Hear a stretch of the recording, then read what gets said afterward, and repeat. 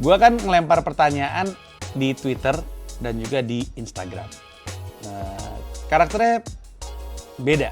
Yang di Twitter relatif lebih serius, yang di Instagram relatif lebih banyak tebak-tebakan gue lihat-lihat. Kenapa pulpen di bank diikat ya? Kayak nggak percaya sama kita, padahal kita percaya nitip duit di sana. Gini, kita percaya nitip uang ke bank karena uang berhati-hati sama semuanya. Justru kalau ada bank yang nggak ngikat bolpennya, gue nggak percaya sama tuh bank.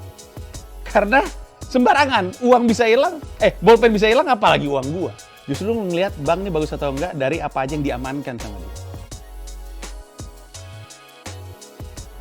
Butuh atau enggak kita investment itu terkait sama perencanaan jangka panjang kita. Kalau kita adalah tipikal orang yang nggak punya perencanaan jangka panjang, jadi nggak kepikiran kenapa harus punya investment. Sementara kan, ya nggak semua orang bisa diajak untuk punya rencana jangka panjang ya. Ada orang hidup untuk hari ini, ada orang yang go with the flow katanya. Tapi kalau lu tipikal orang yang punya rencana jangka panjang, mau nggak mau lu akan terpikir, itu nyampenya gimana ya? Dan mau nggak mau, kebutuhan untuk investment jadi sesuatu yang masuk akal di benak lu. Waktu muda, terutama ketika kita baru kerja ya, ketika kita baru punya uang sendiri, ketika kita tidak lagi harus meminta dari orang tua, tidak mesti nego, tidak mesti ngebaik-baikin orang tua supaya kemudian dapat lebihan gitu ke kita. Ketika semuanya datang dari kita sendiri, ada keinginan untuk spending memang. Ini uang gua gitu. Istilahnya, ini jerih payah gua gitu. Mungkin alasan kenapa di usia muda susah banget untuk nabung, karena ada keinginan untuk kita ngasih reward sama diri kita sendiri gitu. First jobber tuh rata-rata kayak gitu. Di dunia ini ada 3 jenis konsumen, gue selalu bilang. Ada price oriented customer, ada value oriented customer, ada product oriented customer. Product oriented customer tuh orang yang hanya peduli pokoknya produk terbaik dari brand ini atau dari si orang ini gue akan sikat gitu. Price oriented customer hanya peduli yang murah-murah kalau bisa gratis. Nah, kebanyakan dari first jobber itu ada di value oriented customer. Dia tuh masih ngebanding-bandingin antara duit yang gue kasih sama apa yang gue terima. Value oriented customer, si first jobber ini, rata-rata seneng banget sama offers atau penawaran. Kita pikir mapan yang ada di benak kita itu persis sama di benak orang, tapi beda-beda. Karena ada yang bilang gini, mapan tuh punya rumah. Isu soal generasi sekarang susah punya rumah, itu lagi rame-ramenya dibahas.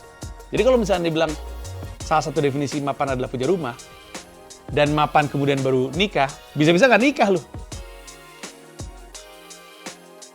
Definisi mapan gue itu sebenarnya punya penghasilan cukup untuk menghidupi semua kebutuhan. Itu definisi gue. Sebenarnya pertanyaannya adalah kebutuhannya apa aja nih. Anggapan bahwa lu harus punya uang yang besar untuk mulai investasi, itu anggapan yang udah nggak relevan rasanya. Lu tuh bisa mulai dengan 100.000.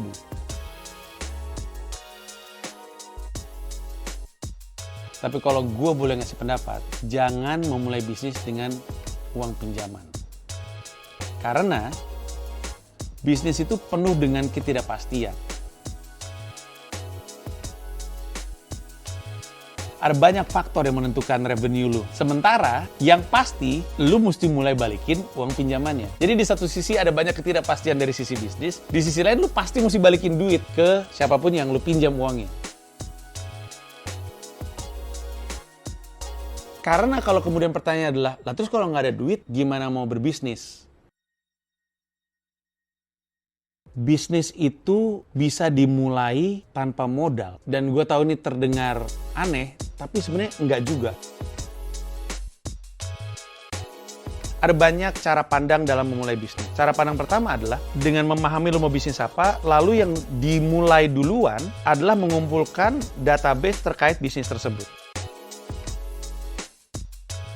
Kalau lu bertanya gimana caranya hidup dari UMR, adalah dengan naik dari gaji UMR.